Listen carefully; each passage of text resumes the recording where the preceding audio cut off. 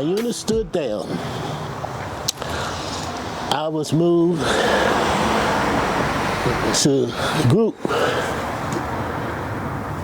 11K, 11 Combat Assault Group, and I became the Human Relations Officer, settling disagreements between the races, the sexes, and the commission and non-commissions through the ranks. That was my job. And what was that like? And what obstacles did you face? Well, I'll put it to you like this. In Vietnam, you can have all the slant eyes you want, but it's impossible almost to get around that. The nurses from 24th Corps came up to the enlisted men's club one night on Marble Mountain.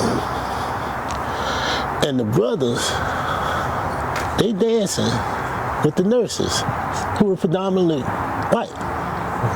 The white dudes, they standing on the wall like wallflowers. And, and the brothers said, what's the worst they can do? Send me to Vietnam? I'm already there. And so, that night, supposedly, a couple of white dudes got armed to the teeth, and they looking for anything black.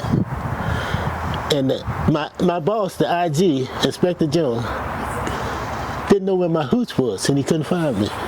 So that next morning, he was telling me what was going on, and he had me take him to my hooch. So if it happened again the next night, he right there. He come get me. Right. And it happened again the next night. And he came and got me, had this little Jeep with a little blue light special, put me out in the middle of them. Yep. I don't know what I said. I don't know how long I talked.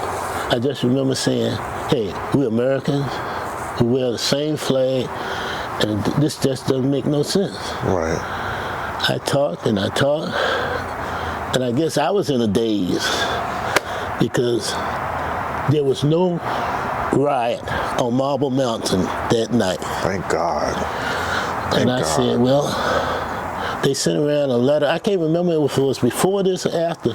If you want out, sign your name. I said, where? And see, I owed him 6 years for my Army ROTC scholarship, and I owed him another 6 years for flight school. So I owed him 12, and I only been on active duty for like 32 months. I said, shoot, I gotta get out this. I said, I love flying, but this ain't worth it. This ain't worth it. And here's another thing, and I'll leave it alone. We were acting like we were giants fighting this little guy, the Arvin and VC. I mean the VC and North Vietnamese. So we had to tie our hands behind our backs and put on a blindfold, try to make it an even fight. I said, this don't make no sense. Yeah. I ain't say it like that, but that's what I said. Right. This is the perfect example. They told us, if you're fired upon, you have to request permission to return fire. Yep. How did they expect you to survive then? Well, see, supposedly what had happened, some South Vietnamese units had fired on helicopters. The gunships rolled in on the South Vietnamese units and, mauled them pretty bad.